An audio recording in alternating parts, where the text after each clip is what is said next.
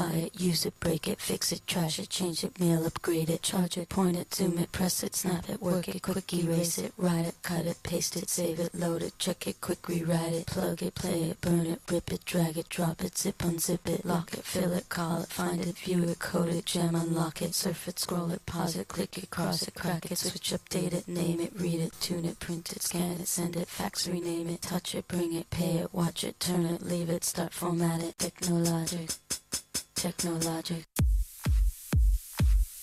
Live from studios in South Hall on the beautiful campus of Jacksonville State University, it's the Hey Techies Show. Now, here are your hosts in chairs that should have been thrown out years ago, Michael, Bruce, and the Guru.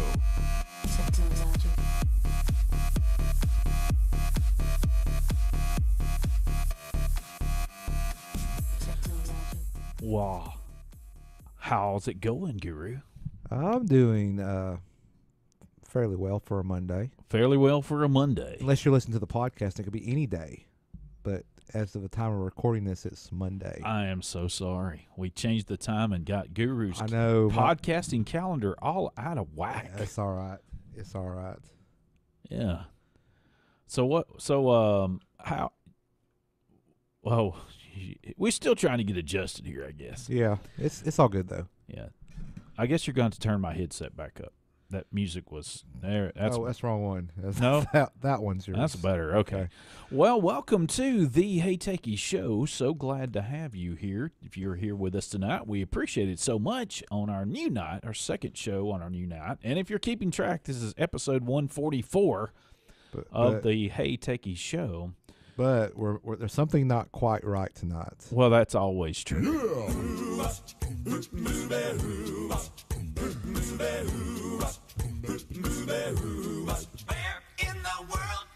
Bruce. He's somewhere else. Yeah, he's not here, unfortunately. That's true. So no Bruce. But everybody quit listening once that. I know. On. Please turn the radio back on. Yeah, it's going to be hard to hear the message once it's off. Do not turn your radio off. How about that? I've already done it. Because we promise we'll try to keep it as entertaining. No, it's going to be great. We've got tons to cover. We got whatever tomorrow's going to bring. I have no clue. We can have an extended rumor segment to try to figure out what I don't know what Google's going to do. I mean, they may be shutting everything down before the end of the week. They may. Know. You never know. I will say this, something we can predict the future of today. 3 weeks from tonight, we will be how should I put this? I had the words on the tip of my tongue and I lost it. 3 weeks from tonight, our great friends at Pleasant Valley High School, Radar Robotics, will be back on Hey Techies. That has been confirmed. Okay. As of the. Yes, but that before the competition? That's after. Oh, that's after. Usually we have them, for those of you who listen to the show quite many years since our beginnings. We've had them on every year, I think, since we've been on. But usually we bring them on earlier. This is kind of earlier for the competition. It seems like in November we had the mall day. Well, late October, November. Last year was late October. But we had them on in September, and it kind of time slipped up on us. Then we changed to Monday nights. Well, I reached out to Adam Gooseby, their sponsor, their coach, and he's like, let me run it by them. And they're like, yeah, we'd love to come on the show. So the 29th of October, we will have them on. Okay. So it'll be good to have them back in the studio with us. Yes, that will be. And it'll be after their competition. So kind of a different perspective. They can they don't have to keep stuff as close to their chest because, they don't want to give away secrets, obviously, to their competition. So we can kind of. Well, good luck to them. Yeah, we wish them all the best. I don't even know what the theme is this year. The theme is current events. And it has to do with recycling. Oh, of course it does. Yeah, there's a video that the Best Robotics put out. It kind of gives you an overview of the game. I was watching. It's like, this is going to be it's different than the ones they've had the last few years. Okay. But I wish them all the best. They got some very bright young no minds. pun intended. Right. They have some very bright minds out there in Pleasant Valley, and they'll do fantastic. I know they will. Cool. Well, we've got all kind of things to cover. We've got Google we just mentioned, and there's a lot of Google news. There's some news today. Some breaking news. Yeah, I broke it to Michael at lunch. I was out enjoying a nice I wouldn't say leisurely walk because I was not. It wasn't leisurely because I was sweating, but it was still very humid and hot. But something came across my my device, my Apple Watch, while I was walking. I looked, I was like, oh, really? And so I shared it immediately with the rest of my cohorts here in the studio and not in studio. Well, also, main man Micah this week sent me Okay, cool. a little hack that's happening. I say a hack. I don't know. It's a leak. It's more of a leak that happened with, I believe, the company that maintains the power grid up there in Maine. And we'll have something about that if I don't forget. Maybe we won't forget. Don't forget. And, of course, last night, our little friend over there at SpaceX. Oh, yeah. They shot something off that lit up the sky. Yes. And came back down and landed. Yes, another first for SpaceX. We'll talk about that. I don't have anything prepared, but I think I can wing it. Well, you watched it. I did watch it live. Yeah, I made sure I made sure you knew about it too. Did you get to watch it live? I did not get to watch it live. No. So disappointed. The thing is, he tweeted something and it totally confused me, so I didn't know what time it was. I told you what time it was going to be. He's always tweeting, so it's hard to tell. Who, me? No, Musk. He can't stop tweeting. He can't help himself. I think he's got the Trump bug on tweet. I was about to say, I wonder who tweets more, Elon Musk or President Trump. Oh, President Trump. Oh, by far. Yeah. I would garner to say that President Trump has a lot to do with the popularity of Twitter. If you don't like it, that's fine. Whatever. I wonder how many I'm tweets. just telling you. That, I'm gonna go look at the. Well, it's probably not in comparison to, say, I don't know. It gives you stats up here. So he's following 47 people. Huh. Has 55 million followers. Mm-hmm. And 39.2 thousand, so 39,200-ish tweets. So put 55 million followers in perspective, okay? All right. What's Elon Musk's handle? Hold on. The 49.5 million followers are fake. I'm just telling you right now. Say. No, they're fake to count. So Elon Musk has 22.8 million followers on Twitter. His are probably close to real. I'm just kidding. He probably has. He has 5,600 tweets. I'm gonna tell you something. He got a lot of catch up to do the President Trump. I have said before.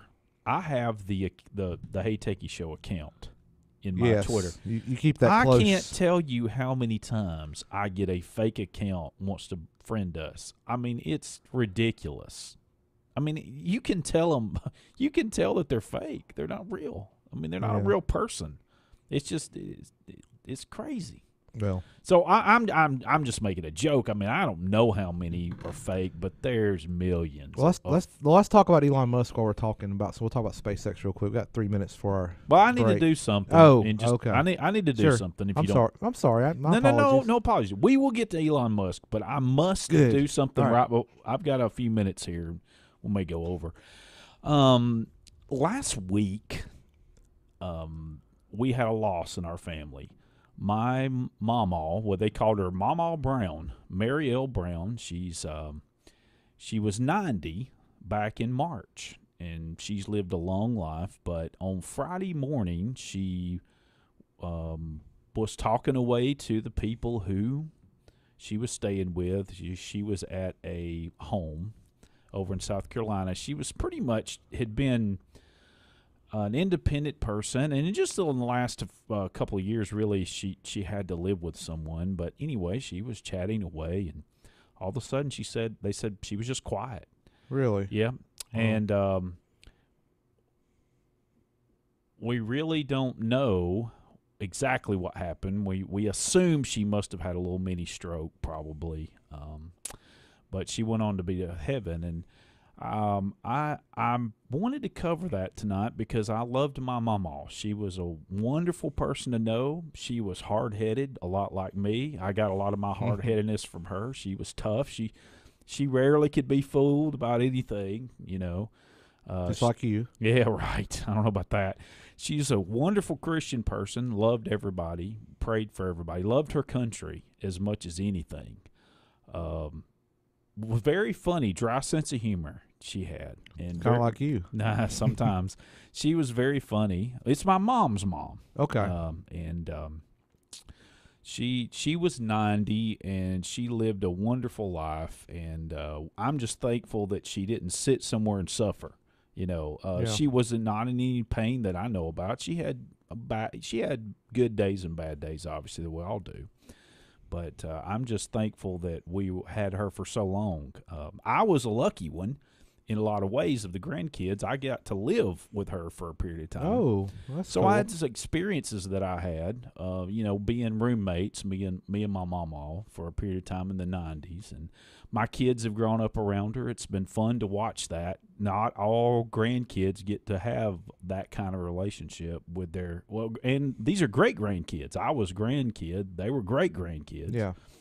Get to really have that relationship with a great grandmother. Yeah. They stayed at her house and those kind of things. And she was a hard worker. She worked at Blue Mountain Industries. Yeah. And worked very hard there. They did a lot of things like sewing nets. She probably made hundreds and thousands of the netting that goes on tennis courts and volleyball courts and things like that. That's what she did. Back in the heyday, they were turning out some products down there. She would work till her bones were, just bones, basically, skin and bones in her fingers. They worked hard. All the ladies up there and men up there worked hard. That was a tough deal. But yeah, there's some people around here that probably play at some point or another on a court that had the nets that she sewed. Yeah. And they went all over the world. So she was a fabulous person, a good Christian woman, was a pillar of our church, no doubt about it. And I'll miss her dearly, but I'm very thankful that she is no longer suffering in any way. She's gone on to be with heaven. We're going to have a celebration for her on Thursday, and I'm looking forward to it really in a way because it's just getting to see people. Obviously, you don't want to lose anyone ever.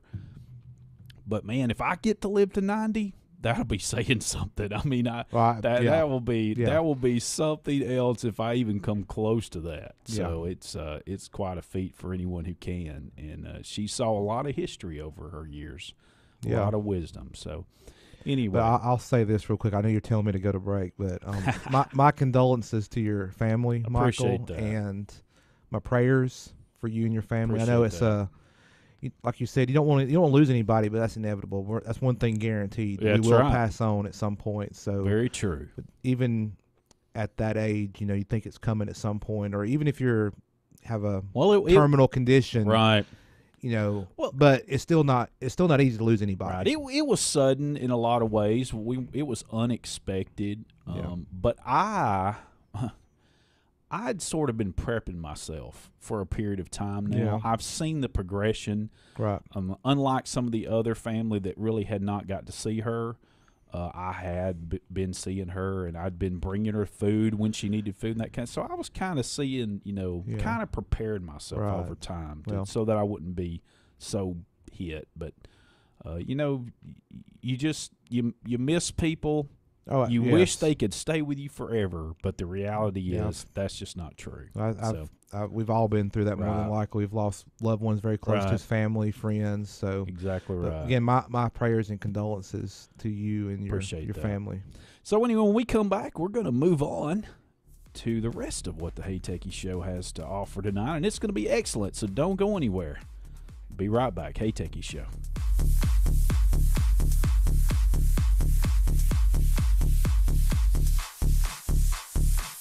We're just getting started. Plenty more Hey Techie Show for your listening pleasure.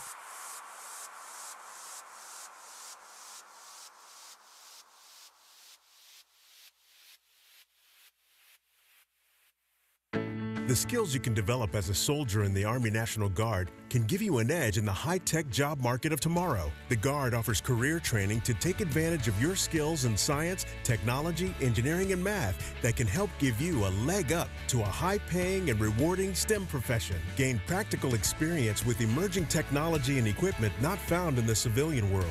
The Army National Guard can get you started in an array of STEM-related career fields such as information technology, communication systems, special forces engineers, technical engineering, air traffic control, and chemical, biological, radiological, and nuclear science. Get a head start on your career in an exciting new field while earning money to pay for college, all while serving in your own community. Log on to NationalGuard.com or talk to a recruiter in your area to learn about all of the STEM career opportunities available to you in the Army National Guard. Sponsored by the Alabama Army National Guard. Aired by the Alabama Broadcasters Association and this station. This is an Alabama legacy moment. The 375,000 acres that make up the 3 ranger districts of Talladega National Forest were purchased by the federal government in 1936 as part of an effort to restore clear-cut timberlands and farmlands no longer capable of producing crops. The beautiful reserve includes the 102-mile Pinhoti National Trail System and Alabama's highest and second highest points, Mount Cheaha and Duggar Mountain. Sponsored by the Alabama Bicentennial Commission. When the a child ABA, plays and with the station. blocks, the skills of a future engineer.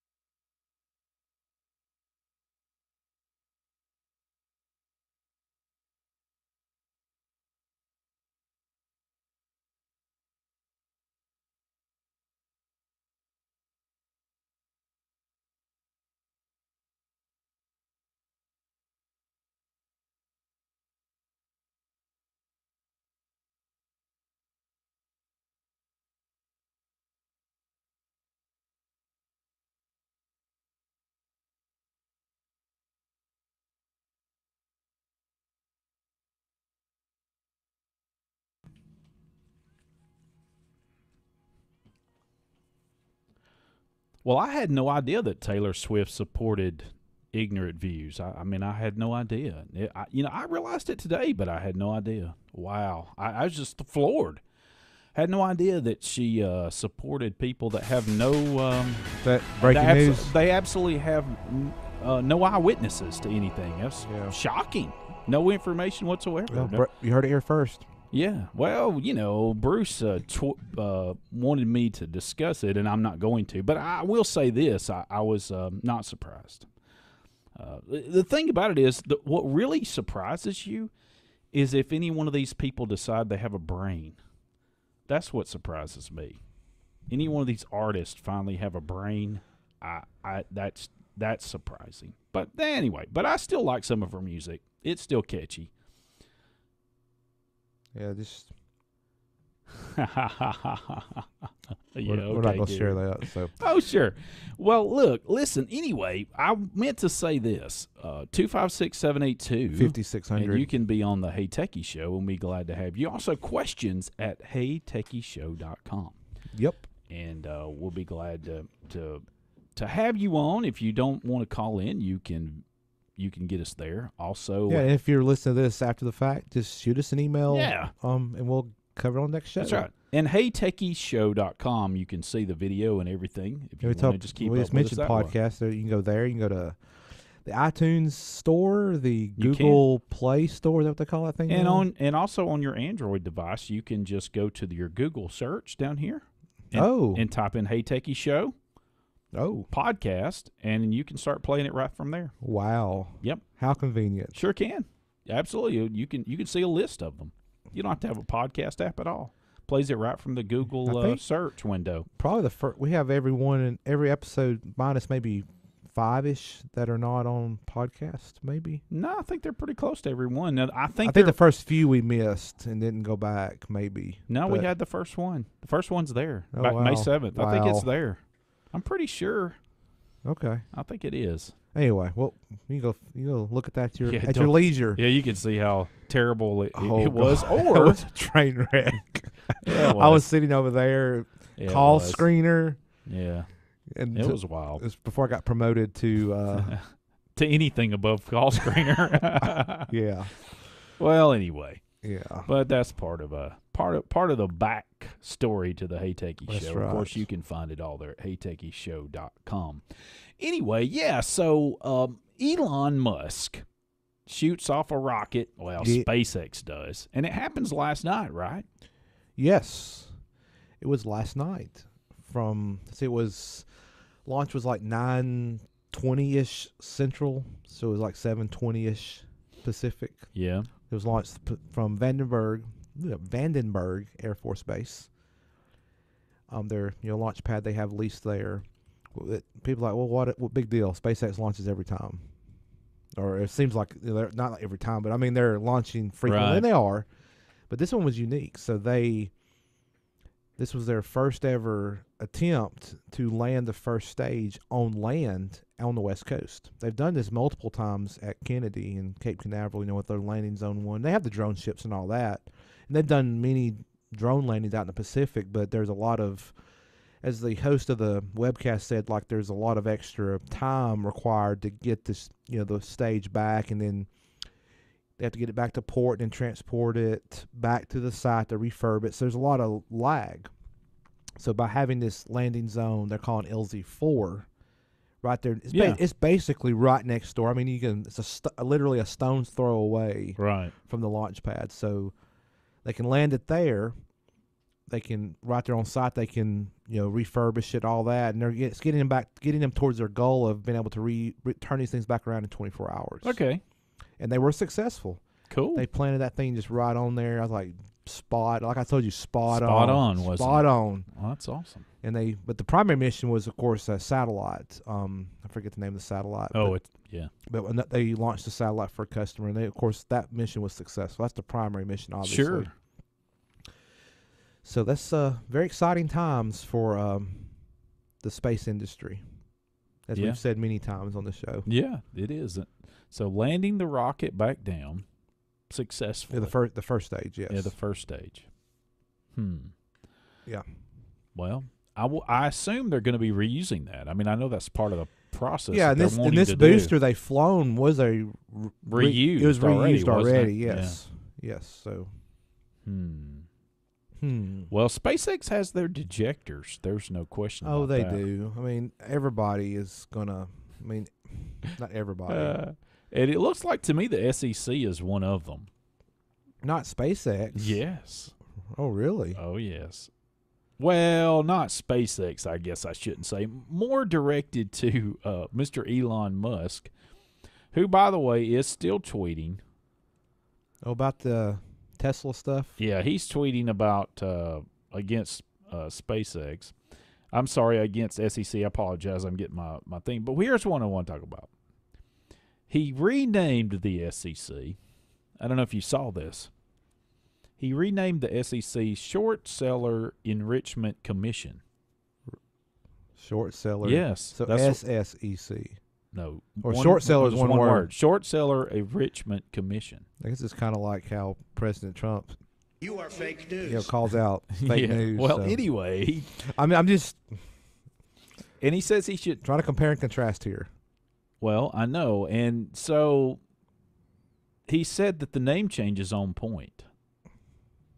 According to him. According to him? Yes. Because, see, he's blaming the SEC, basically, or the Short Seller Enrichment Commission for, I guess, his woes. I don't know exactly what I'm not sure that anybody really knows. I assume he's saying that basically the SEC has helped short sellers with the Tesla stock. And, of course, a short seller is someone who is hoping that the stock will go down. They're going to make a profit from the stock going lower. So, yeah, exactly. And so, in this article that I have here, it says, with Friday's losses, Tesla shares have fallen 31% since closing at $379.57 on August 7th, when Musk first mentioned his plan to take the company private. So now this is October 8th today. Yeah. So that's a month, a little over a month. And, no, 2 months. Sorry. I've already skipped a month. Good grief. October, I was agreeing with you. I was like, well, whatever you say, Michael. August, September, October. 2 months. Sorry, 2 months. Oh, my goodness. Anyway, and of course we've already discussed last week about how Tesla was going to have to pay so much to SEC in a fine, and Musk.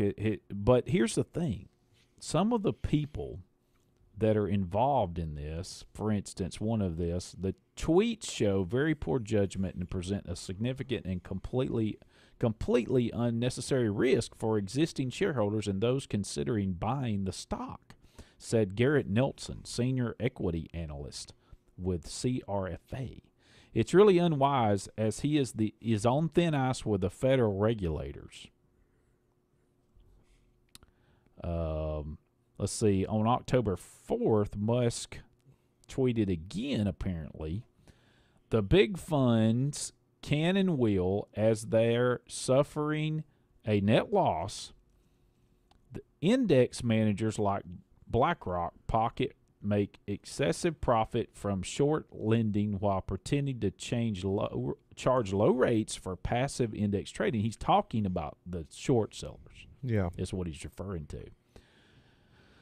So this is continuing to go back and forth. Now, on in this article that is from the Mercury News, the deal between Musk and Tesla and the SEC still needs the approval of the U.S. District Judge Allison Nathan. On Thursday, Nathan told Musk and the SEC to write her a 10-page double-spaced jointed letter explaining why she should sign off on the agreement. Wow.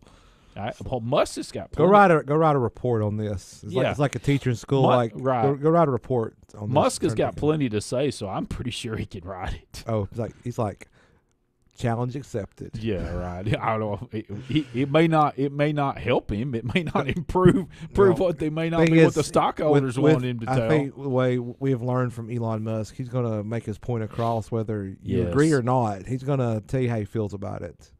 Let's see. Nelson also said the Tesla board, better implement these measures sooner rather than later. And Musk needs to focus on the operation on the company, the Model 3 production ramp, and improving that the investors should put their money into the company stock. Now, what they're referring to is Nelson said the Tesla board, which is supposed to add 2 more independent members as a part of the SEC deal, we talked about that, needs to stop wasting time about overseeing Musk's communication method. Yeah, right. Sure. So they're going to be able to somehow. All this is this is all started because of his communication method. Yeah, apparently so. And I mean, the man's going to say what he's going to say, but I mean, the way in which he handled this was, it was not in compliance with laws. And when you're publicly traded, there's additional regulations to protect investors. Whether you agree or disagree, right? By being a publicly traded company, you're bound by these rules, these laws. I mean, it is what it is. Right. There's been too many times in the past where things have happened, and I'm not trying to compare this to any other event, but things like this get put into place to protect investors because something's happened in the past. I mean, look at Enron. Right. And this is not like Enron by no means, but things happen there that they've added more regulations to publicly traded companies to try to protect investors. And I mean, and not just like the day traders and the short sellers and those folks, but like you and I, because majority of Americans have some sort of a 401k, some sort of an IRA or something for retirement, and some if not all is invested in equities and stocks. It may not be, like my 401k, I might not say I want Tesla stock, but like got mutual funds. Sure. And the people who manage those funds may. Sure. They decide how they diversify your portfolio. Yeah, I'm sure some have taken a loss. There's no doubt about it. So, and if you stick around though, as I said before, it'll likely to come back up. Something's likely to come back up, and you make what you lost back. So I mean, that's how it goes. But you still got to follow the rules if you're publicly traded. Oh yeah. So it is what totally agree. You have a choice. You can go public or you can stay private. And if you stay private, you don't have as many restrictions. So yeah, that's what I have to say about that. Okay. Well, I'll pull a little Forrest Gump. That's all I got to say about that. That's all you got to say about that. Well, as some of you may or may not have known, Windows 10 had an update, or was trying to. When does it not have an update? I know, but it was trying to roll out an update, and anyway, he was trying to roll out an update. Yeah. Okay. And one of many, because they're on that like to release fast mentality. Well, apparently so. Well, some have found that this update inadvertently deleted all their data. So this thing it actually got pushed out to consumers. Well, you could do it early. You could force it. So if you were an insider, getting no, you don't have to be an insider. You could just go download it. Are you serious? Yeah, they made it that far. Yeah. Oh yeah. So if you can sign up for their insider program, kind of help them beta test, and you'll get the releases a lot sooner than their general availability. Yeah. Right. So this was already past that point. Yes. Oh wow. Because there's sometimes I'll say it's been a while since this computer's updated. Let me go check for updates. So I'll go into the settings and say check for updates. Yeah. Right. And I'm not signed up for insider. I know, but. So you're saying that people in that situation like me could have gotten this update? Could have, but now it was basically being rolled out to qualified products. They did know that they were needing to make sure that product was qualified as far as it had the right chipsets. Yeah, they just don't push it out to every Windows device at once. They gotta check. Okay, this Surface Book in front of me. Well, is my Surface Book, can it run this update? Can it take it? Not run it, but can it take the update? Right. Yes, right. It's supposed to do that. But the problem they've run into, and there were some known issues they were already expecting, like, for instance, the Intel audio drivers were having a problem, and it was causing some issues there. Well, that's an inconvenience piece. Right. But now if you're going to end up losing all your data. That's biggie. That's a biggie. Well, that sparked another deal, another story, which I'll throw in the mix here. That sparked a day or so ago, sparked that what Microsoft, got the burps, decided to do was just pull it. They pulled it back. Okay. They pulled the update back. You can't get it. They even suggest not, if you went and downloaded it and made a disk, and I would be one of those that did that, to not install it. What if you installed it? Well, you lost your data. Well, here's no. Here's the thing. Here's the thing that's I think it adds to the mystery. Everybody did not experience that. Oh, it's one of those hard to reproduce. That is correct. Defects. They're not 100%. They're software developers' worst nightmare. Yeah, they're not really sure, from what I've heard and read yet, as to what was going on in these instances. Now, I have read that Microsoft is looking into these, and they're probably trying to get information back from these individuals about their systems to figure out what happened. The commonality and potential. Correct. Yeah. Right. So if you were wanting to upgrade, you can't. Well, I don't know if you can't. They pulled it back. I don't think it's accessible. If you had downloaded it already, then you could. Yeah, you can still do that. But here's the thing. Okay. Here's the thing. Go ahead. One of these cats here, and I think if I still got this, said that they had lost 29 years of data. I can believe it. I understand that, but let me ask you a question. Ask me a question. If it's that important, why is it not backed up? Well, they didn't listen to Hey Techies, obviously. Well, I actually think after reading it again, they actually backed it up, but they finally clarified and they lost like a month of data. A month. That's still bad, but not compared to 29 years. Yeah. I think they were saying, from what I understood, they were saying 29 years they've had data. They have some of it backed up, but like the last month, From what I gathered, that's what they were talking. Yeah. But look, you got to back up. I mean, if you have a situation where you have data and you're going to upgrade that product, you back up the data if it's that important. If it's not important data, then it ain't no big deal. But if it's important data that you don't want to lose, you never do an upgrade on that box unless you have that backed up. Yes. That it doesn't. Should upgrading a product erase your data? No, it should not lose your data. But period. You don't expect your house to catch on fire either. Right. I know. I agree. There's no guarantees. Right. But you have insurance in case something does happen, a disaster. Right. But your backup is the insurance when you're upgrading computers. You make a backup. Absolutely. So I mean, I think it's been quite a while since we've discussed about backups. In case somebody's new to the show, so I mean, not to say we're going to spend a lot of time on this, but there's a lot of ways you can back your data up. Oh, sure.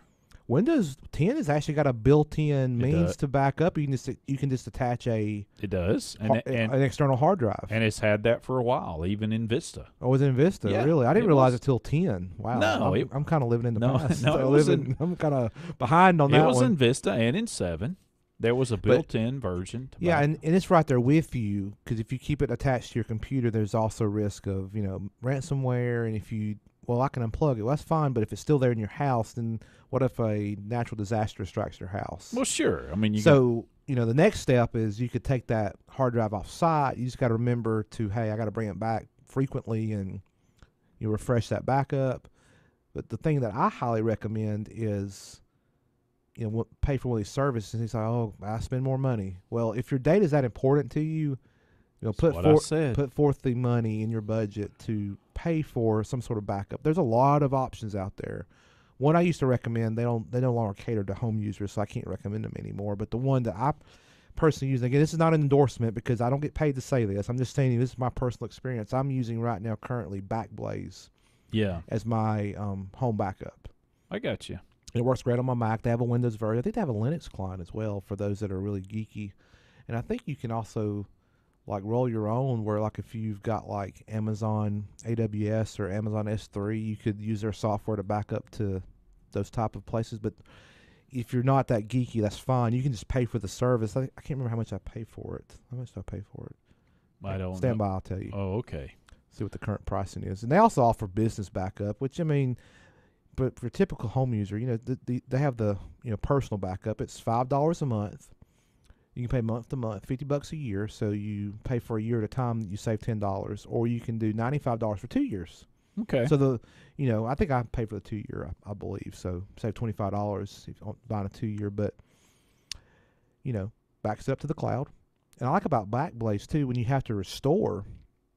Right. You have a lot of options. You can either download it. You can pick what you want to restore, and it'll give you. It takes a few minutes. It'll create an archive you can download, or let's say you lost all your data because of a Microsoft update went, afoul. Right. You can actually have them send you a hard drive or a flash drive, depending on how much you've got. And with that, I think you have to give them a credit card to do it. But you can return it within so much time, and they'll basically they'll credit your card back. You can return the device once you get your data off, or you can keep it.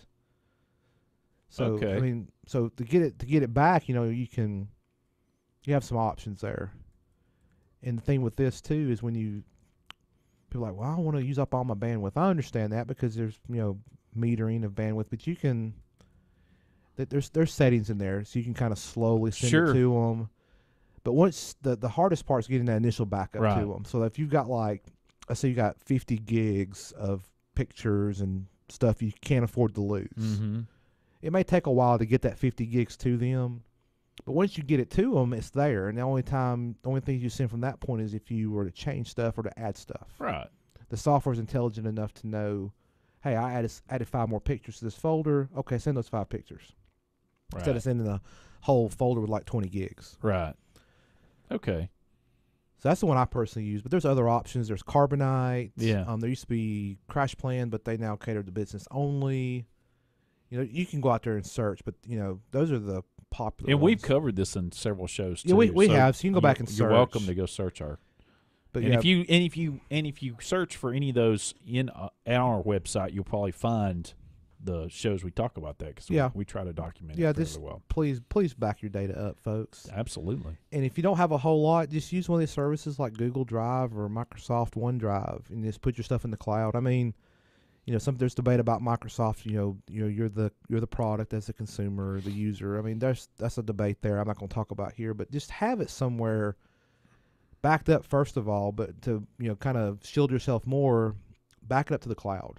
So it's offsite. Speaking of all this, there is another article from Android Police. Oh, the Android Police. They're telling you need to upgrade to an iPhone, right? Headline: a future version of Android will have a manual device backup option. Oh, like a bit for bit backup? Mm-hmm. So that you talked about that on the show. You can physically hit a button, before. That says backup now, and you back up your device. But is it a true like bit for bit backup, or is it like I think it just backs up the data. An iPhone backup. Yeah, probably. Yes, as far as I know. So it doesn't do it. But it's not fully live yet. But this does it. You can allow it. You can have it do that in the background. But this would be one where you can physically say, "I want to do it now." So currently, right now, you can't. I don't know. You have to rely on their schedule. Yes. See, Apple's had that for a long time. I know. That's amazing. Yeah. Google, they're saying Android folks will say, "Man, this is breathtaking." Right? Not breathtaking, but revolutionary. They're saying it may be either in Android Q or even the 9.1 update of Pi. So we'll see. That's a good feature to have. It'll have an option to initiate a backup of your data to Google Drive. Okay, that's good. So we'll see. And the thing that started, which is interesting, is that some people added in some threads of what they would like to see, and that's how it got on Google Tracker and went up from there. And finally, they said, "Yeah, we're going to put that." So it's a user suggested feature. Well, that's good. Yeah, but as you said, it you could back up your phone before, but I think this more or less is a wireless backup, basically. And that's good because it's backing in. Excuse me, back up to the cloud. And a lot of times, I'm guilty of this too. Like my iPhone, even it's a rarity to actually connect it to a device, to like my Mac at home. Right. And everybody's probably the same way. These devices, we plug them up to charge them, but we're not really plugging them up to the computer to sync them like we used to back in the day. Right. Because now you can apply these updates not remotely, but without hooking it up to a computer and all that good stuff. So a lot of times this is people's only computing device they own is their phone or tablet. That's correct. So that's good. I'm glad to see that Android's catching up with iOS. I knew it. I got a name for this Windows 10 latest update. Delete Gate? No. That'd be something. It's not a leak. I've got Wipe Gate? No. Windows 10, the Hillary Clinton update. I think that Windows should consider my name. But it doesn't use a cloth. That's the only difference. But it does it in secret. You don't know what's happening. You just all of a sudden you're out data. See, really, the problem with apparently the word is that Hillary just didn't happen magically like it just she instructed it to happen. There's a little bit of a difference there, Michael. Nah, I don't know. But they're just helping you out. She did delete star. Maybe what it is, what we don't know. Maybe they're expecting some servers to update with some. And of course, they won't use this. They'll use whatever the next version of Windows Server is. 2200. Who's to say it was Windows Server? No, I don't. I'm just people do. But I'm just saying, maybe they're trying to secretly erase some data, and these people got Microsoft update. Man, yeah, Microsoft update. These people got caught up in the they're just part of the shrapnel. Oh. Nah, I'm just kidding. But anyway, who knows? Yeah, Hillary was on Murphy Brown the other week. The return of Murphy Brown. Oh my gosh! You mentioned Hillary, so you're kidding. You didn't know that? No. Go look it up. I believe it's all over the internet, probably. Well, when we come back, because we've gone a little bit long, it's all your fault. The diarrhea of the mouth, as they say. Oh. Hey, Techie Show. Be right back.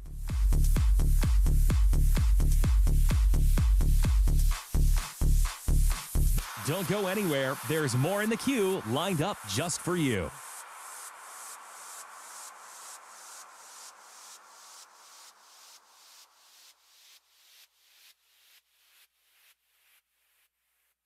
An Alabama legacy moment. Cheaha Mountain, often called Mount Cheaha, is the highest natural point in Alabama at 2,407 feet above sea level. It is located in north-central Alabama in Cheaha State Park, surrounded by the Talladega National Forest in the foothills of the Appalachian Mountains. This dramatic landscape gets its name from the Creek Indian name for the mountain, Chaha, meaning high place. Sponsored by the Alabama Bicentennial Commission, the ABA, and this When station. a child plays with blocks, the skills of a future engineer, rocket scientist, contractor, and architect are developing. When a child expresses himself with colors, paint, and clay, the skills of a future illustrator, author, and artist are being discovered. A child on the playground is developing the skills of a future athlete. When a child is involved in dramatic play, she's learning the skills of a future doctor, nurse, and veterinarian. In Science Center investigations, a young child practices the skills of a future horticulturist, inventor, and archaeologist. During circle time sharing, the skills of a future teacher, lawyer, and journalist are being explored. A child reading a story in the library is honing the skills of a future librarian, teacher, researcher, and writer. Future stars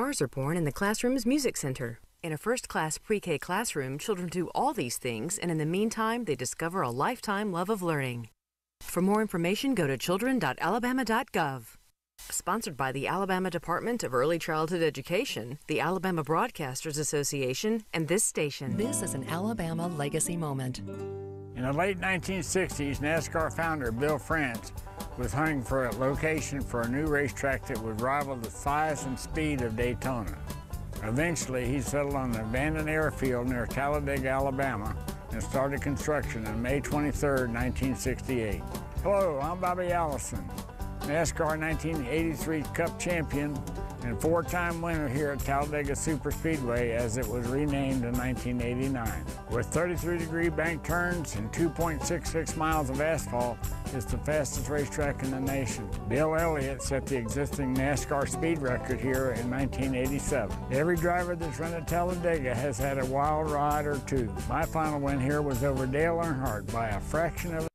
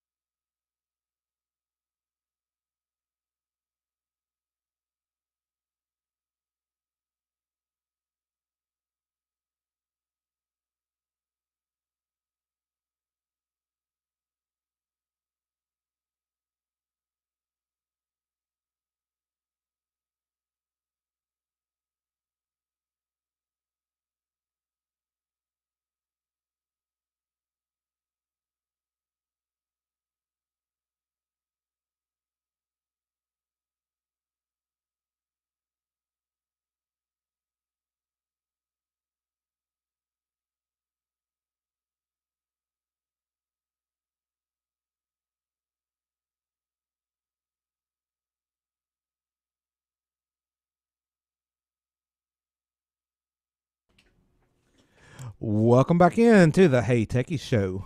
We're almost done with our Uno. That's right. Heading to our dose. Yeah, at some point here. Yep, coming up here quickly. Very quickly. We kind of ran long last segment.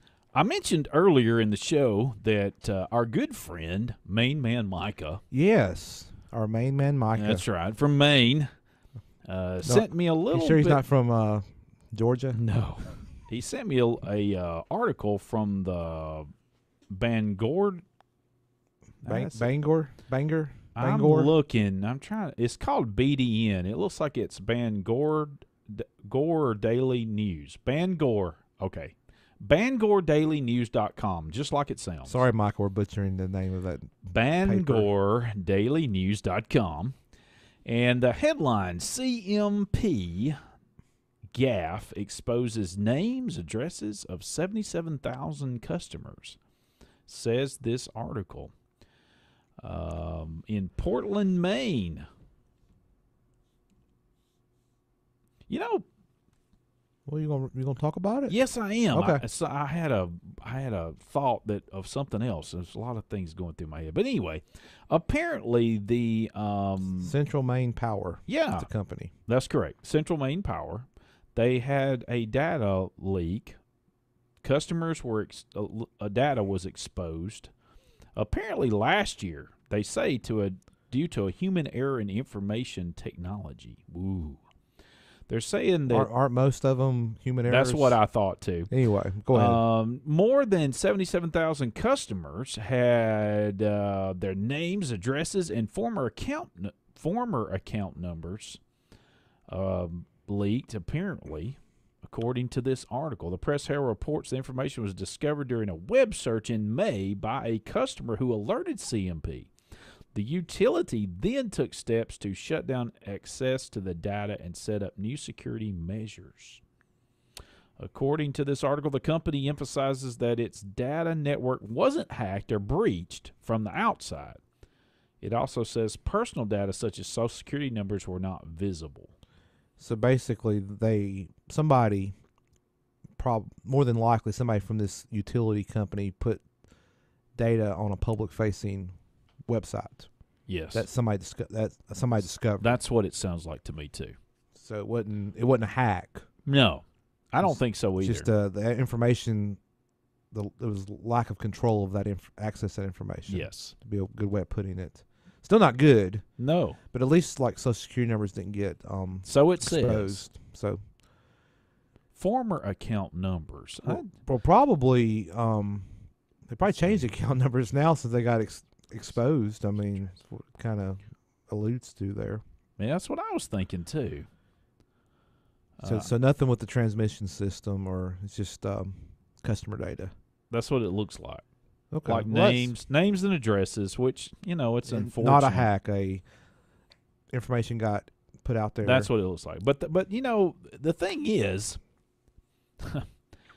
The thing is, you don't really ever know with your data. That's the problem. No matter, you put it here, you put it there. Look, it's a risk. And it goes back to passwords. There's been several times where unencrypted passwords have gotten exposed.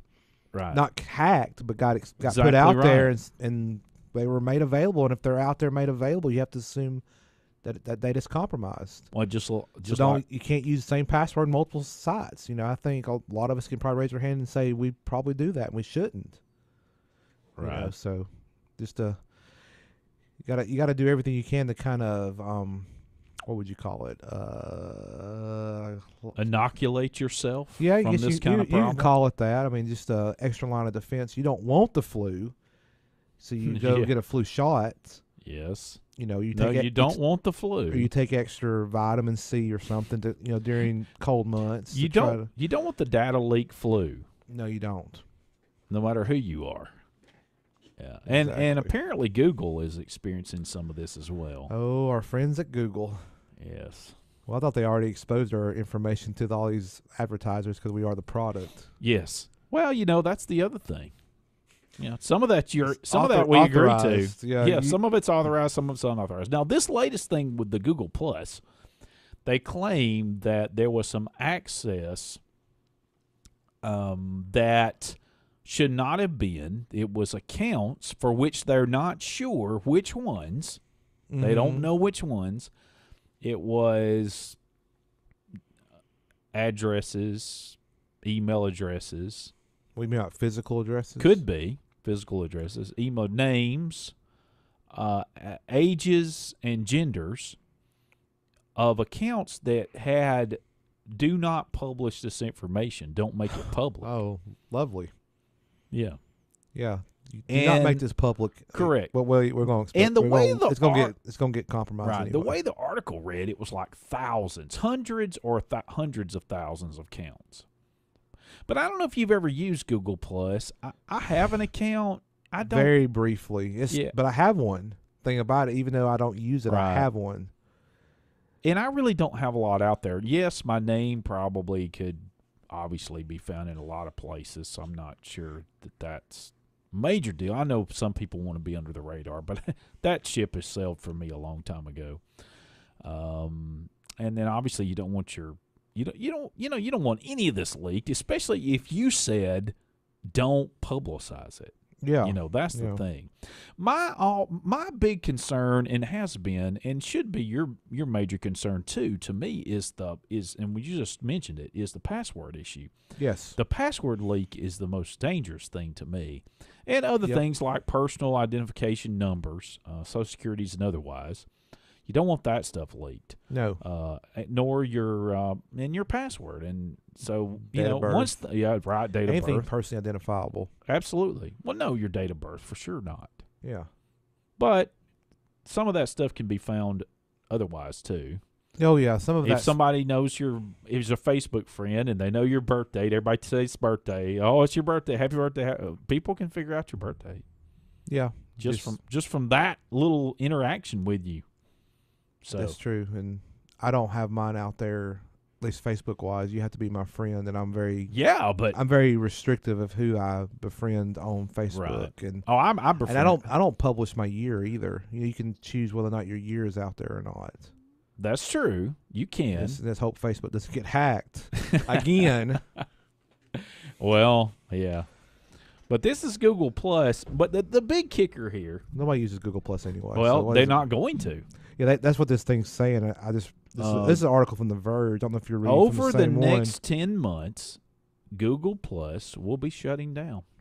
Well, this says right here, as a result of the breach, the company is shutting down the consumer-facing element of Google Plus. So I know the consumer-facing. So that's already they've cut access to that, and I guess the rest of it will be shut down, like you said, over the next few months. Yeah. This also article says about 500,000 user profiles were affected. Okay. I didn't. The one I saw didn't have that number, so I'm glad you got this is from the Verge. Okay. 500,000. The company says it closed the bug in March 2018. The Wall Street Journal reports the company chose not to report it because of fear of, quote, immediate regulatory interest, end quote, that would lump Google with Facebook, according to the one source. Wow. I'm glad I looked down because we're like 15 seconds from the time to go to NPR. We gotta get to break here. Well, anyway. I was on a roll and I was like, oh, I guess I'm done. Yeah. Well, the Hey Techie Show will have our dose coming up next, so don't go anywhere. Plenty of stories to cover and some to finish up on, and maybe your calls and some rumors tonight. So, Hey Techie Show, be right back.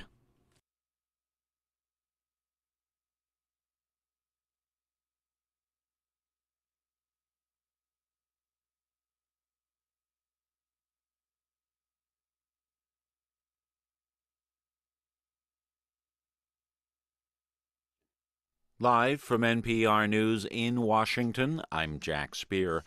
The newest justice of the Supreme Court will be on the bench tomorrow when the court begins hearing oral arguments. NPR's Scott Horsley reports President Trump hosted a ceremonial swearing-in for Brett Kavanaugh at the White House this evening. Kavanaugh had already been quietly sworn in on Saturday, hours after he was confirmed on a near-party line vote. He said he wants to put the contentious and emotional confirmation battle behind him, and he promised to serve in a nonpartisan fashion. I was not appointed to serve one party or one interest, but to serve one nation. While Kavanaugh's remarks were conciliatory, President Trump's were not. Trump blasted Democrats for a campaign against Kavanaugh he called dishonest and deceptive. The president thinks seating the new justice will give a political boost to Republicans in the midterm elections. Scott Horsley, NPR News, Washington. A tent shelter for youth in the West Texas desert continues to expand as the Trump administration struggles to handle an influx of migrant children crossing the border. As NPR's John Burnett reports, the sprawling migrant camp is coming under increasing criticism. The U.S. Conference of Mayors has sent a letter to the Health and Human Services Secretary demanding to know how the department is caring for a record 13,000 migrant children in its custody around the country. Over the weekend, protesters showed up at the Tornillo, Texas border crossing to denounce the expansion of the camp, which is next door. The cluster of sand-colored tents east of El Paso was supposed to hold only a few hundred migrant children and close this fall, but the government announced last month the shelter may grow to as many as 3,800 beds. The Tornillo camp currently holds more than 1,600 children ages 12 to 17, most of them boys from Central America, with more arriving every week. Camp managers insist the children are well cared for, with ample food, recreation, and medical care. John Burnett, NPR News. 2 Americans are this year's recipients of the Nobel Prize in Economics, one for studying the economics of climate change, and the other for showing how to help foster the innovation needed to solve such a problem. The Royal Swedish Academy of Sciences says William Nordhaus of Yale and Paul Romer of New York University will share the just over $1 million prize. Romer and his work has looked at the way innovation drives prosperity, and a news conference today explained why globalization is critical to making the world better. Globalization is not just about trading stuff, because we got enough stuff here, and, people in other parts of the world have their own stuff. Globalization is about sharing ideas. Romer's co-winner, William Nordhaus's work looks at imposing a universal carbon tax. What is now Hurricane Michael is lashing the western edge of Cuba. It's expected to pick up strength as it heads toward the U.S. mainland, possibly making landfall later in the week as a Category 3 hurricane. On Wall Street today, stocks closed mixed. The Dow was down or up rather 39 points. This is NPR. Technologic.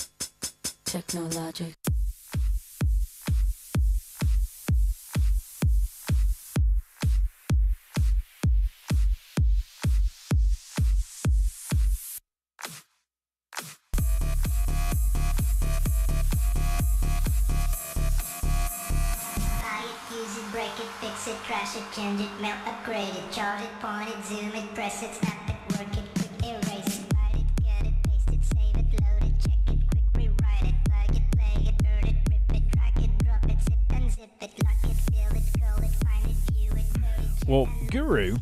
Yes. What about this? What about what? What about? First of all, no. We forget something. I'm not. Welcome into Hey Techies, our dose. Thank you. Yeah. Now go ahead. I don't know if you saw this. Did you know that a Michigan man, he stumbled across a meteorite worth $100,000? I saw that. But it was a doorstop. I know. That's even cooler. It's like this thing's just been like, it's a cool rock, and I used it to hold this door open, and now it's like worth a bunch of money. Yeah. It's pretty cool. The man who asked to remain anonymous obtained the meteorite in 1988 when he bought a farm in Edmore, Michigan. Okay. And it says here, a meteorite, the farmer said, matter of factly, okay, so I'm sorry, let me step back. When he was purchasing the property, the man, he asked the man about the large, odd-looking rock that was holding the door open of a shed. Okay. It's like, that's my doorstop. You like it? Right. He said, when you it's like a meteorite. He said, it's a... Did he know it was a meteorite? He said the guy who sold it says it's a meteorite. He just assumed that it wasn't worth anything. Like everybody's got a meteorite. Okay. He said that in 1930, he and his father saw it come down at night on their property, and it made a heck of a noise when it hit. In the morning, they found a crater and dug it out, and it was still warm. So says the farmer. The farmer told the man that it was part of the property, he could have it. Wow. Not knowing, though. And I don't want that rock. You can have that it. was in 1988. Okay. Guy still had the rock. I don't need that. You just take it. You can right. So the man decided to bring the rock in to Central Michigan's University geologist. Like recently? Yes. Okay. So he said, well, let me go see about this. And the geologist is Mona Serbiscu, I think is how you say it. Okay. She analyzed it and performed an X-ray analysis. Composition 88% iron and 12% nickel, and they proved it was authentic. Okay. And it's also been analyzed. How do you tell it was a meteorite? I mean, like those elements. Well, that's one of them. It has to be a certain composition of. That's my understanding of iron and something else that wouldn't be naturally found here. Like nickel's element. Not in that composition, is from what I understand. Oh, okay. That's what That's what I believe is correct. Okay. Not to those folks are a lot smarter about that than I am. I'm just curious. Like, how do you tell? Here you go. Here's the real. We'll find a rock. Say, hey, it's a meteorite. Listen, here's out of the story. Meteorites can apparently go for anywhere from 50 cents to $5 per gram. Gram. Wow. Yeah. How many grams? Yeah. Well, that rock is 22 pounds. That's a lot of grams. So they figure it's $10 per gram. Wow. And it's 22 pounds. They estimated a $100,000 price tag. Wow, that's a lot of money. You can buy a lot of carbon offsets with that money. Yeah. There you can say, there's my carbon offset. So Bruce is listening. He probably got it. He's not listening. He perked up. Trust me, if he listened earlier, he stopped listening. Yeah. You could buy a lot of iPhones with that. You could buy. You really could. Not quite 100. You could probably make a few iPhones out of that. Yeah. Why make them when you can buy them? Yeah. But anyway, and you have an iPhone, and you get an iPhone, and you get an iPhone, and everybody gets an iPhone. Yeah. Then my well, most of the meteorites, they have like iron and nickel. Yeah. So. And it can be very expensive. That's part of the other thing that's been going on. The Chinese, I think it's the Chinese, if I've got this right. And I meant to cover this the other day. They just got a vehicle landed on an asteroid. Yeah. And, they're wanting to look at, and a lot of other little companies are looking into mining asteroids and bringing what they get back here, because they have a lot of nickel and a lot of iron and a lot of other type minerals that are scarce here. Yeah. And so if they bring them back here, there's some say that some of those asteroids and rocks have so much of that of products and elements that needed back here, minerals. Yeah.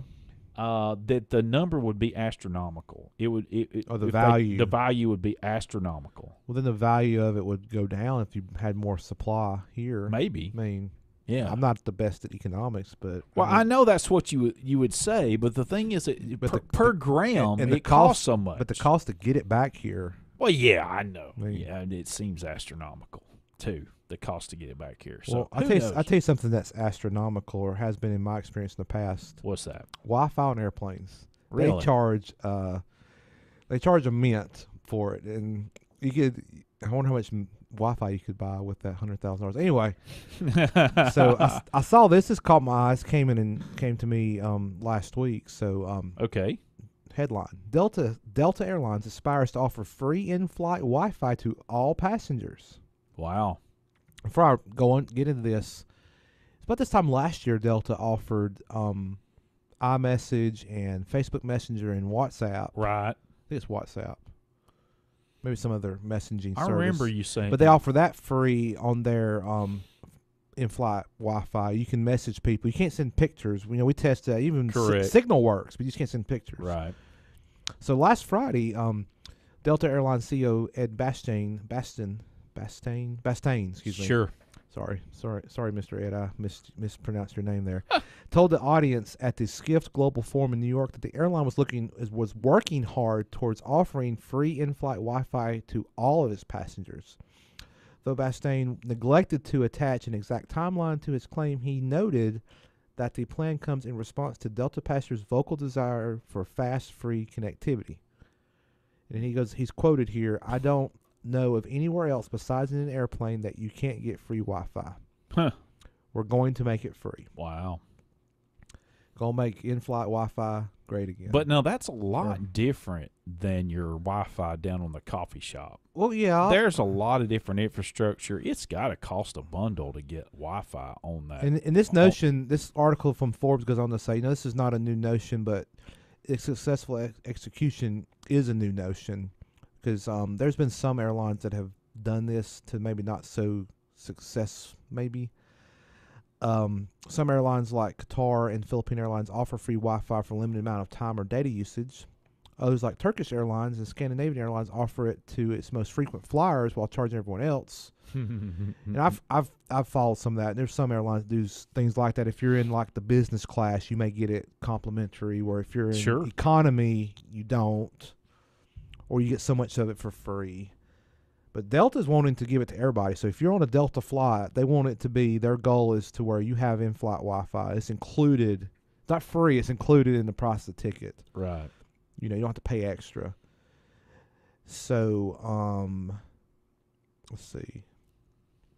As for Delta, this isn't the airline's first step towards connecting us. You talk about the connectivity, the infrastructure. It was the only founding member airline of the Seamless Airlines. It's a group that includes Sprint and Airbus, and it is set on making Wi-Fi in the skies as good as it is on the ground.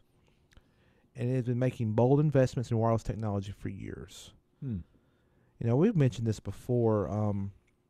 The improvements that have been going into it. GoGo has got some. They're moving from their ATG to ATG4, and they're now in the 2KU. That's different technologies. Yes, I think 2KU is the latest like connectivity to where it's not satellite based; it's ground based. Right. But I think 2KU does support. Maybe it's satellite based. I can't remember. Okay. Because the antenna is up on the top of the aircraft. I believe. So it is satellite based. My apologies. Some of the older technology are ground based, where it relays it back to the ground. Huh. But anyway, so we'll wait till Elon gets all those satellites up there that covers the whole Earth in Wi-Fi. So. And then I wish Bruce was here, because there's the last little article here says not everything about this shift is positive, though, as Forbes goes on to say, as in-flight Wi-Fi also leaves passengers vulnerable to hacking in ways that generally aren't on the ground.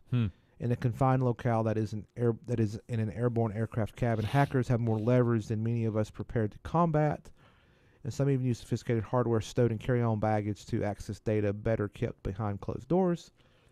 As a result, cybersecurity is becoming an increasingly pressing issue for airlines worldwide, a trend made abundantly clear last month in the hacking of British Airways, which left 380,000 passengers exposed. How did that do with in-flight Wi-Fi? I think that was just a data breach. But anyway, it's going to be interesting to see.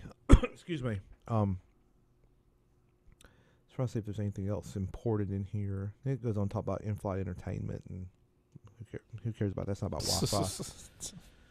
But that'd be interesting to see that. See when that does take place for Delta. I mean, they'd be definitely out on the forefront if they were trying to. That'd be one of the. I mean, some of these other airlines are doing it maybe better or not so better than others, but Delta will be the first U.S. mainline carrier to do this if they can pull this off. You know. And the CEO said they're gonna do it. So I guess by golly, we're gonna do it. Okay. So I saw that, and I know that's tech related, but it's aviation related, and I like to twist stuff into tech. At every chance I get. Well, yeah, absolutely. It's Wi-Fi. I mean, come on. I mean, everybody loves their Wi-Fi, right? That's right. And people just want it free. That's right. As you just heard, even in the air. Make Wi-Fi great again. Yeah, even in the air. That's right. Yeah, I think the overhead for that's more expensive than people think. Well, it's not cheap. It's not like going to Walmart and buying a wireless router and a cable modem. I mean, I don't know if the article mentioned how much it cost. Let's see. Try to. I imagine I imagine it's pretty pricey. Yeah, I mean, per airplane. And the thing is, all this hardware they put on these airplanes, it has to be certified for flight. And correct. There's a lot of cost involved with certifying it. So as to make sure that it's not going to do anything that would harm the aircraft in flight. Yeah, not affect the operation of the flight. So there's a lot of testing that has to go on. So I mean, they didn't. They're having those testing's not cheap, so they have to pass that on in the price of the hardware. And they didn't just steal somebody's Dish Network satellite out of their yard and go down to Walmart and buy a Linksys router and stick it in there. No.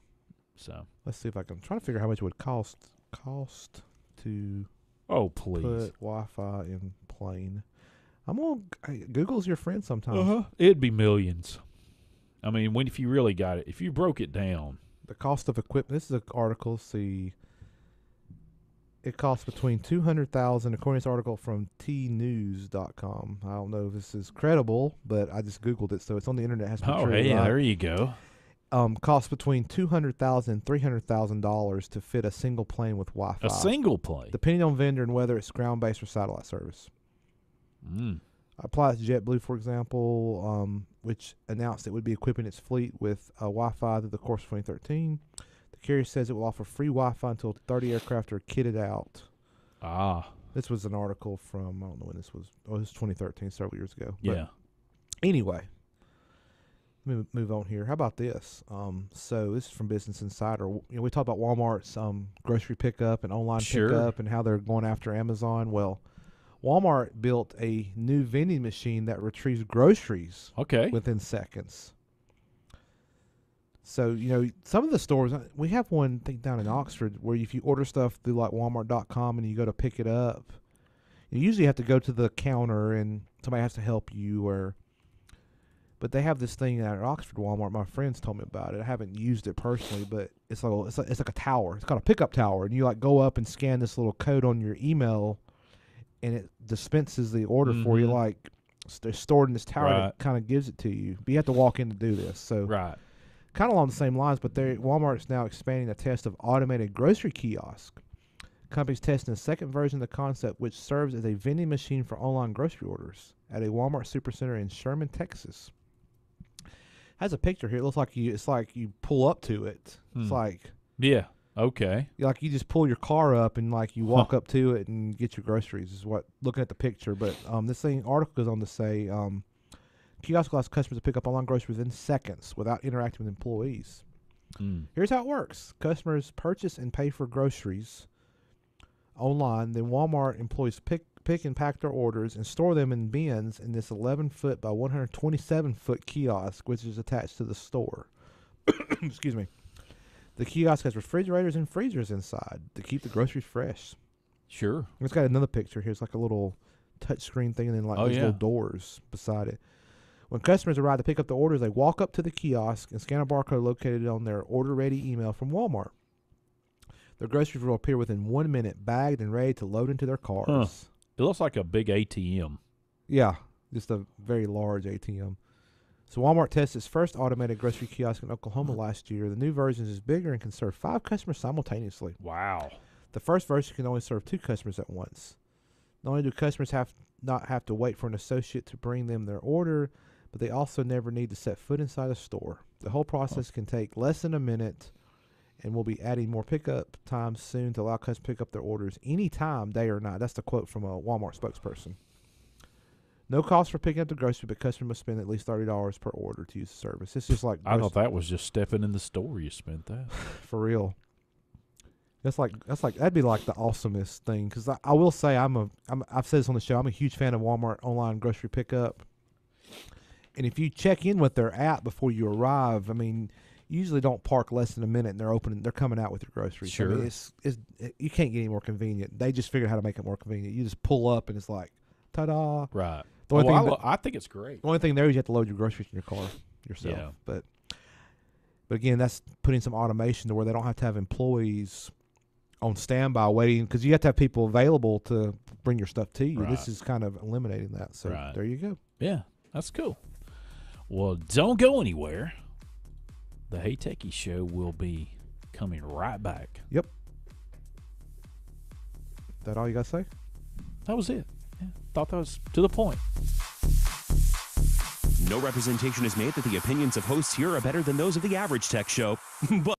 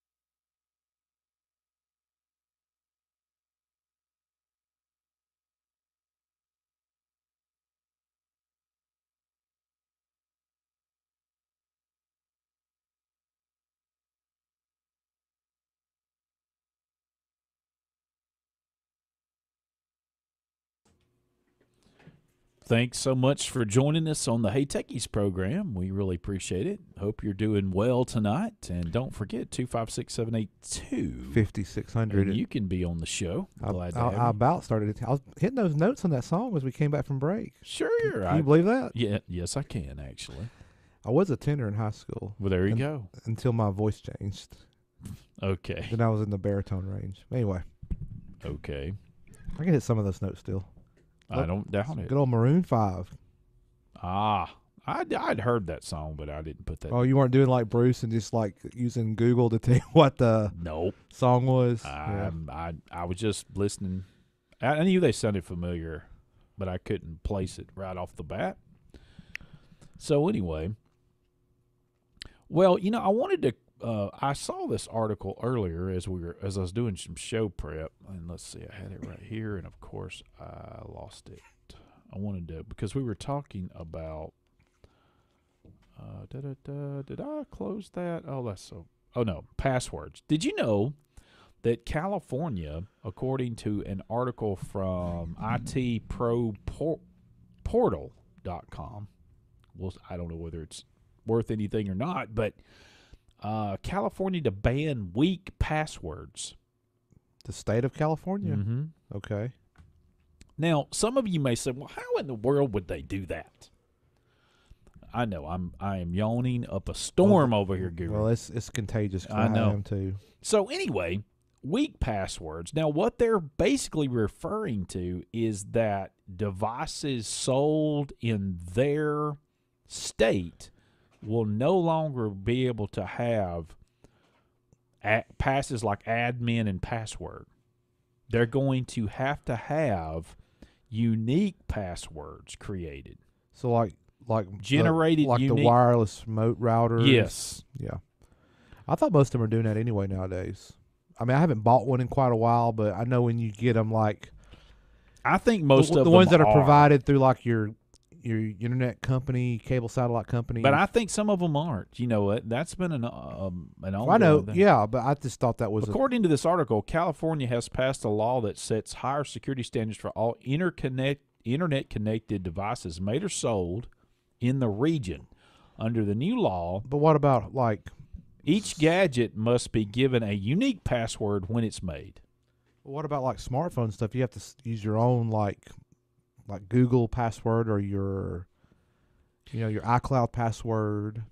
I think they're talking about manufacturers at this point. Like, for instance, just default admin passwords.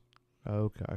They doesn't apply to devices. Yeah, to manufactured devices, not something that you've set up. Now, I imagine it may come to that. I'm wondering, like, these managed switches, and Bruce could probably answer this better, like those, that come, they're made for businesses, obviously. I mean, they have default credentials to log into those. It also says here. Or if it applies to, like, that type of stuff. I'm not sure. Information Privacy Connected Devices Bill requires all electronic manufacturers equip their devices with reasonable security features. This means they can either use unique passwords on their products or include a startup procedure that forces users to generate their own when setting up their device for the first time. Okay. See, I actually like that. Yeah, I think that's a better practice. Just when you first use it, you have to go through a process to set it up. And here's another thing. Customers who suffer damages, meaning when somebody hacks into their product, okay. Yeah. When a company ignores the law, will also be able to be sued for damages. Oh, so if the company chooses not to employ this, and hasn't, and the consumer gets hacked, supposedly, yeah, according to this new law. Well, okay. So they're on the forefront in California. So would seem.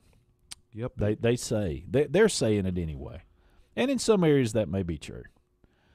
They're always pushing the envelope one way or the other, whether you like them to or not. So, I thought that was interesting. We were talking about passwords earlier, and I meant to get that in. So, yeah. Well, thanks for sharing that. Sure.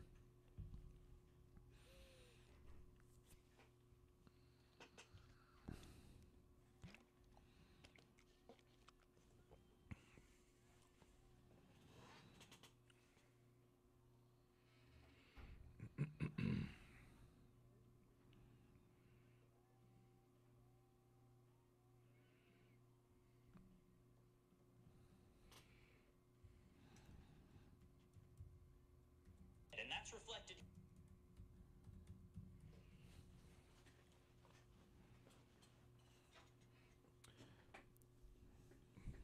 What do you got for us, Guru? Yeah, I got a little bit here. I had a rumor that there's a storm named Michael out there. Oh, that is a rumor.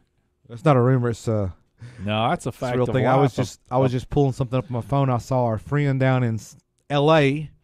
Spinks Meganson, Red Zone Weather. He was doing a live update. So Okay. you may have heard that briefly. Okay, Spink was doing a live update on hurricane. Well, let's see. Michael. It's tropical storm still, right? I don't think it's a hurricane yet. Is it a hurricane already? It may be. I don't know. I know they're expecting it to be a hurricane. Two they were talking about. Maybe it's a hurricane. It's a hurricane now. Oh, all right. I'm a hurricane. Rock me like a hurricane. Ride you like a hurricane. 85 mile an hour sustained winds.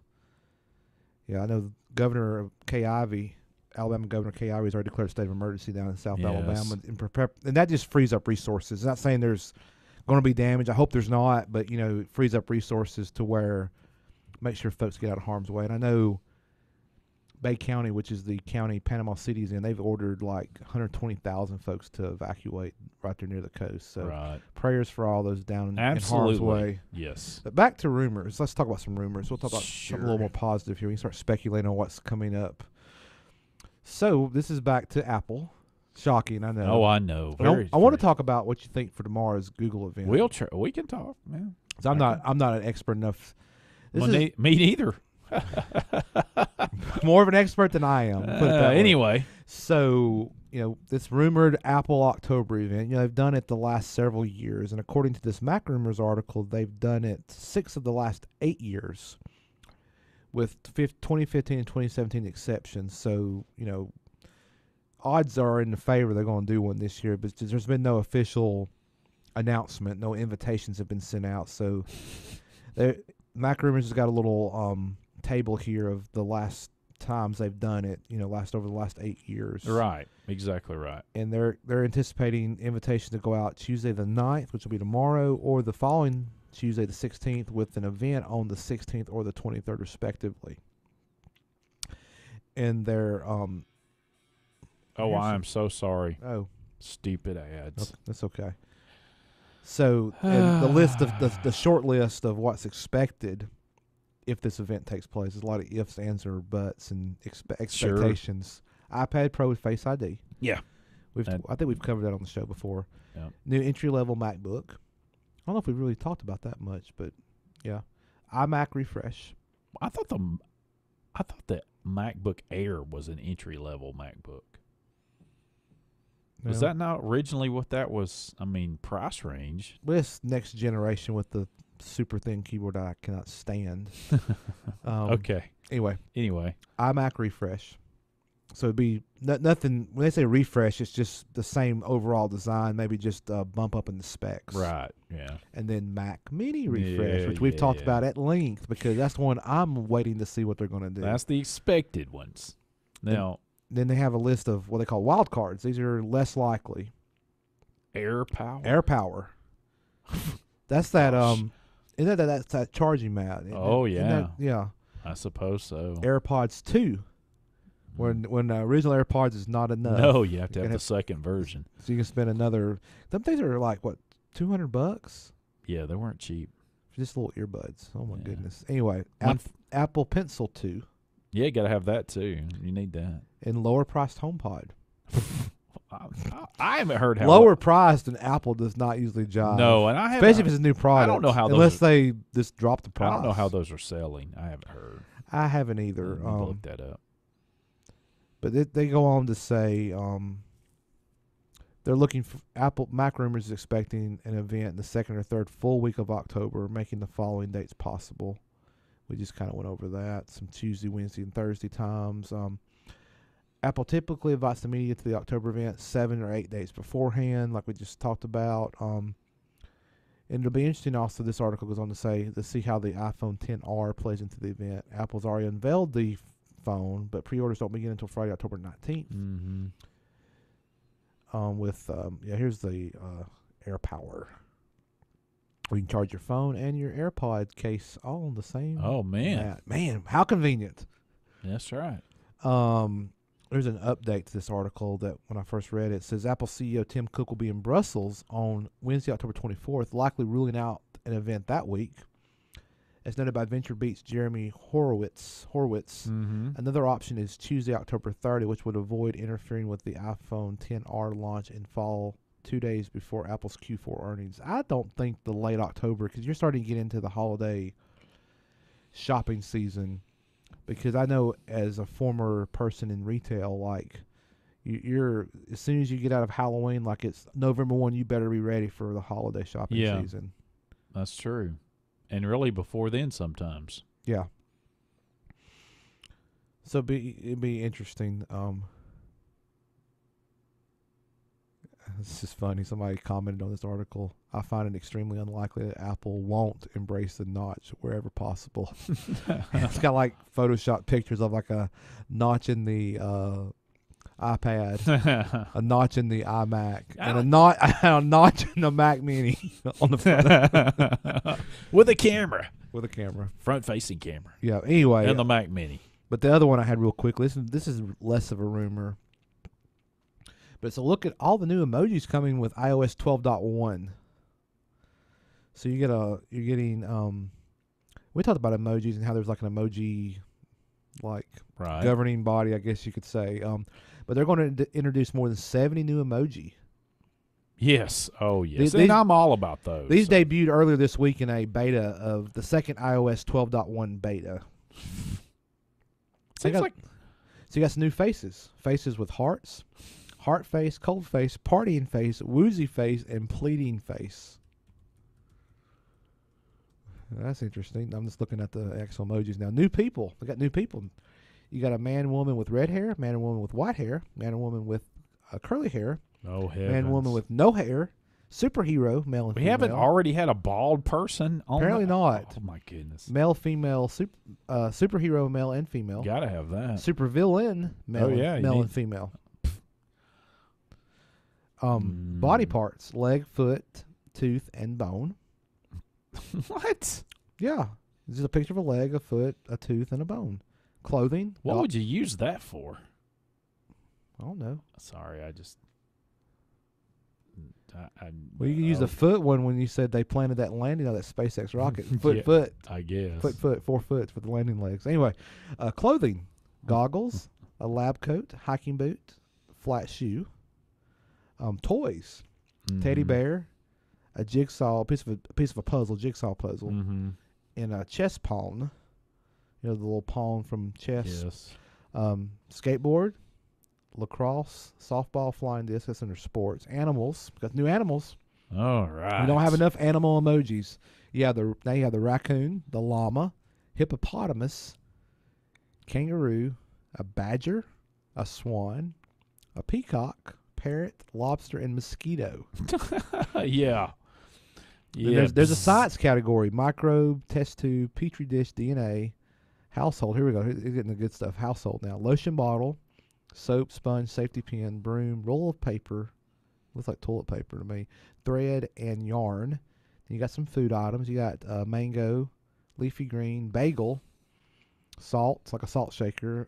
Good grief. A moon cake. I've never heard of a moon cake. I've heard of moon pies, but not. And a cupcake. Well, you got to have that. Well, you got some random objects. Like the rest weren't. I know. Compass, brick, luggage, firecracker, red envelope. A brick. Well, that sounds like that'd be dangerous. Nazar amulet. And in parens it says evil eye. Oh, yeah. Have it have an evil eye. Receipt. Toolbox. They didn't leave me a receipt. Now I'm complaining about it. Fire extinguisher, basket, infinity symbol, and the pirate flag. The infinity symbol. Yeah, you know the infinity. Yes, I know what it is, Guru. In addition to those emojis, there are some tweaks to existing emojis. Most notably, the iPhone emoji has a design overhaul to make it look like the iPhone XS rather than the iPhone 8. So the iPhone emoji now you won't no longer have the home button. Oh. You can look at this article. It's got like a little mock-up it shows you the actual emoji. So interesting. Emojis being added to iOS 12 from Unicode 11, which was finalized and released in June of this year. It often takes Apple and other tech companies several months to implement new emoji artwork because it needs to be crafted for each character. Unicode 12, which Apple will adopt in 2019, is already in the works. Emoji candidates for Unicode 12 include a flamingo, a white heart, a snorkel, an axe, and a white heart, an orangutan, otter, sloth, butter, onion, ice cube, chair. Ice cube. We don't have ice cubes yet. That's what I was wondering. Chair, kite, waffle, oyster, and more for Unicode 12. So we've always needed toilet paper. I don't know why we haven't had that before. My goodness. Right. Anyway, I just thought that was. What kind of emojis do you want? We need a Hey Techies emoji. We need to come up with one. I don't see any notch. It's notchless. Well, yeah, I guess there's a little, yeah. Oh, there's no home button, like you said. Yeah, that's the big thing I saw. No, I know. Yeah, you're right. It's just a screen. It's Johnny Ive's perfect iPhone. Yeah, that's his own personal one right there, probably. Right. And all his buttons are just colored. They're just little colored squares. He knows exactly which one. The pink one is my mail, and the green one is my iMessage. Yes. And the blue one is my phone. Yes. And the white one is my Safari browser. Where's my Facebook? Oh, I don't have Facebook. A mosquito.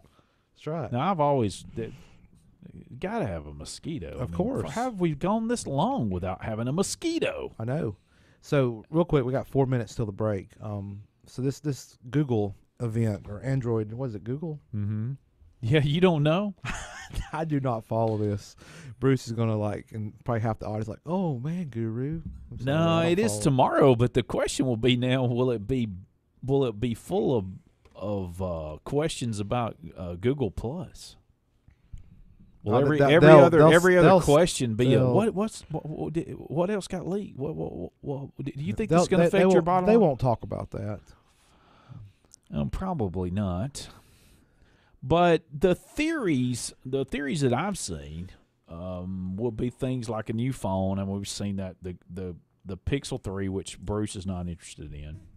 No, I'm not interested either. So I joined Bruce in that. Are you interested in it? Yeah, I'm interested. I'm interested to see if the rumors are true. So you ready to buy one? No, he's ready to place his order. No, folks. I'm not replacing my phone. No, he's pulling your leg. He's gonna buy one. I'm not. I have no need to replace. He's not gonna buy phone. one today. He's gonna buy it tomorrow. No, I'm not replacing my phone. One of the other things is called the Pixel Slate. That's their new tablet. Okay. And the Home Hub, supposedly, everybody now has to have one of these. I mean, everybody. Of course. New Chromecast. Of course. Got to have a new Chromecast. Well, hopefully, who knows what it's going to be. We'll see. I mean, a lot of things have leaked, and you never know how true these are. A lot of leaks about the Pixel 3, so I'm curious to see if how close the leaks are. And if we understood the leaks, meaning you saw the device, but we didn't really seen it work per se. We've seen pictures of it. So we'll see. The Chromecast is supposedly adding Bluetooth and improved 5G Wi-Fi. 5G? That's coming. That's what it says.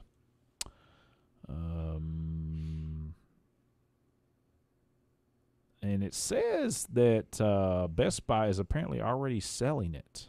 Oh, really? Well, how about that? Let's see. According to the box already sold at Best Buy, 4K and Amazon Prime support aren't on board this new model. Oh. Well, that won't be good. That's true. 4K and Amazon support? Amazon Prime support. That's, Google, Amazon. Oh, yeah. They're always button heads. I mean, that's it's like you can't buy an Amazon gift card at Walmart. I mean, that's never going to happen. Right. Yeah. I made that mistake one time thinking I could get one in Walmart. I was like, wait a minute. You can get a Google Play card at Walmart. Google Play. Well, I actually went into a Walmart about a year ago thinking I could get an Amazon card. Like, well, no. I guess they're getting a Visa gift card instead. I don't think you're going to be able to get that at Walmart. No. I don't know what I was thinking. Yeah, clearly. Well, when we come back, we'll have some more to cover. We got a little bit left here, and it's interesting. Hey, Techies Show. Be right back.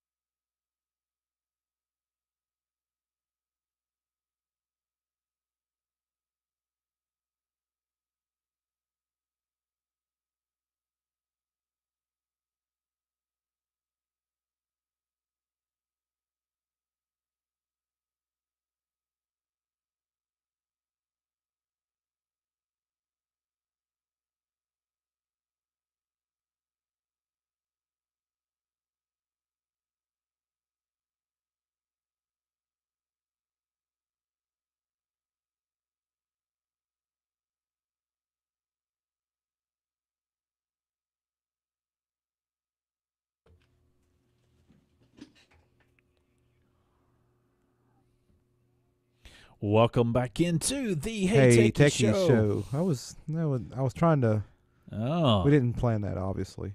We don't plan anything around here. No, I was talking. Funny you bring that up. Let me mention this real quick. I meant to mention this earlier. So, was at an event held at my church last week. Our church hosted Pleasant Valley High School's community homecoming, like bonfire pep rally. Yep. Last Thursday night. Yep. And of course, I'm the tech geek at my church. Sure. One of two, and I volunteered to set up a sound system outside so they could, have the pep rally and all that. So I can't remember. I think it was after the pep rally was over. Like they were everybody just kind of milling around. So somebody came up and tapped me on the shoulder. It was one of my good friends from my previous job working in retail. He was a manager with a company I worked for at the time, and all right. It was good to catch up with him. His daughter is student at Pleasant Valley High School, plays volleyball, and we were catching up. I was like, "Hey, how you doing?" And he's like, "I listen to your show every week and I love it." Oh, that's. I was like, "Oh, that's nice of you. I appreciate that." He's like, "Man, y'all just crack me up." I said, "We crack ourselves up sometimes." But I was telling him, this, believe it or not, it is unscripted. Like we come in, the only thing that we share throughout the week is the articles, and we put them like on a Google Doc. We don't discuss them; we just kind of throw them out there. And I'll be honest, I don't never look at any of them that are put out there. I just throw mine in there. But I mean, this is unscripted, folks.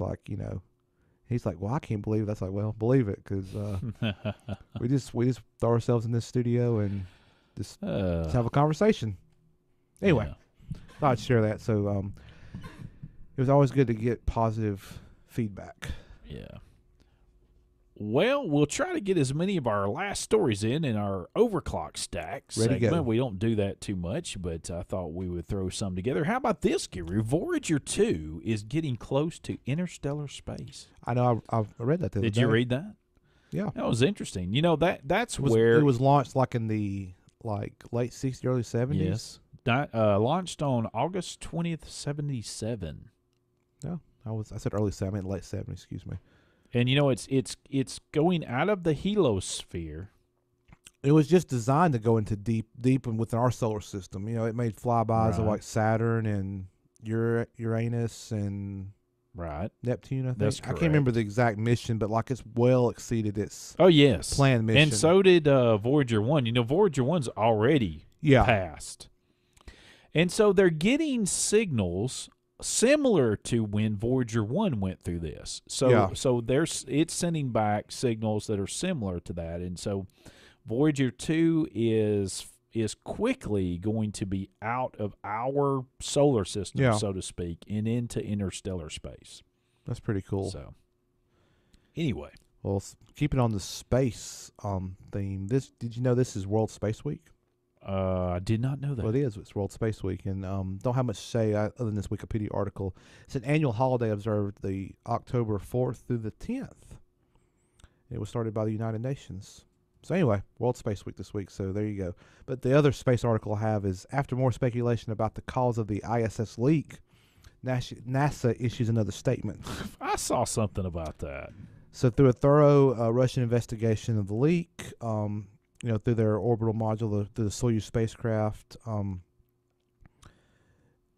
This week, the head of the Russian Space Agency, Roscosmos, reignited controversy. Well, we already talked about that. So NASA, after those comments, I didn't read this too thoroughly, I guess, but they issued another statement, talking about the hole and about what the Russian media, what was reported by the Russian Space Agency and all that. And then NASA goes on to say the conclusion does not necessarily mean that the hole was created intentionally or was malintent. NASA and Roscosmos are both working investigating the incident to determine the cause. The International Space Station is tentatively planning a spacewalk in November to gather more information. So, you're just trying to calm the natives down. That's what it looks like there. What you got? Other than you're typing away. I got this one real quick. This is about Fortnite. I have no idea about Fortnite other than my nephews play it. But apparently it's hit revenue of $300 million on iOS thanks to its latest Season 6 content release. Whatever that is. So, it originally launched back in March on iOS, and since then it has grossed a total of $300 million worldwide. Sensor Tower data shows. 65% of that revenue has come from the United States. Apparently, this is on iOS only. In Yes. comparison to other high-grossing iOS games, Fortnite revenue is 32% more than the hit. Fortnite revenue is 32% more than the hit game Clash Royale. Yes. In the same time period, though Pokemon Go hit the 300 million mark in just 113 days. There you go. There's your comparison. Yeah, $300 million on just iOS. Yeah. Do you play Fortnite? No, my the daughter does, but not in that format. I know the show, not My right son. before us, but the show that came on at 5. Mm-hmm. That's correct. Toward the end of their show, they're talking about Fortnite. Joystick. Yeah, they were talking about Fortnite. Okay. I caught the tail end of their conversation. Fox Business. U.S. plans to rewrite rules that put the brakes on self-driving cars. Uh-oh. Yeah. Slam on those brakes. The revised safety rules would bar fully self-driving cars from the roads without equipment such as steering wheels, pedals, mirrors, according to a document made public on Thursday, according to this article. So you got to have a way for the Did you know person this? to intervene. Did you know this, Guru? Automakers must currently meet nearly 75 auto standards, many of which are written with the assumption that a licensed driver will be in control of the vehicle. Well, I can assume. So most of of the auto safety standards are written for which it is believed there is a person behind the wheel. So that's been kind of assumed for correct. a long so the time point until is, recent. The point is how they've got to figure out a way to write rules based off of how they're going to decide whether a vehicle's safe or not if you've got many of them based off whether there's a driver or not. So you're going to have to... Your car must have a driver. Yeah. And so there's going to have to be... Before that was assumed because you didn't have self-driving cars. I mean, having to keep up with the times. A GM, on the GM company, a statement on Thursday, I believe that's who they're talking about, that legislation is still urgently needed to allow the full development of self-driving vehicles. So, there you go. There you have it. Yeah. Well, I guess that's all for us tonight, folks. Yep, it's over. Sorry. Yeah, you'll have to wait till next Monday. Or HeyTechiesShow.com, and sometime between tonight and tomorrow, I'll have the podcast up if you missed any of it. Hey Techie Show.